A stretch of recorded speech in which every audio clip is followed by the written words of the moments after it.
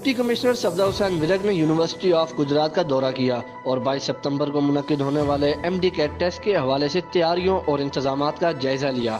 इस सिलसिले में एक इजलास की सदारत भी की, जिसमें additional deputy commissioner Afzal Hayat Tarar, SP Riaz Naz, CEO health doctor Zakir Ali Rana, deputy director colleges doctor Tahir Aziz और दीगर जिले अफसरान और UOGC अफसरान मौजूद थे। इजलास के दौरान डिप्टी कमिश्नर सफदर हुसैन विलक ने कहा कि MD कैट टेस्ट के इनेकाद के लिए तुलबा और तालिबात के लिए बेहतरीन और फुल प्रूफ इंतजाम किए जाएंगे।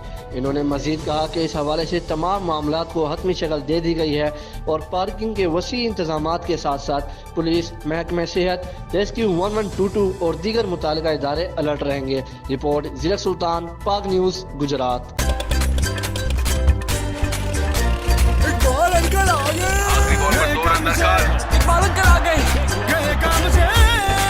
अरे बेगम जल्दी करो।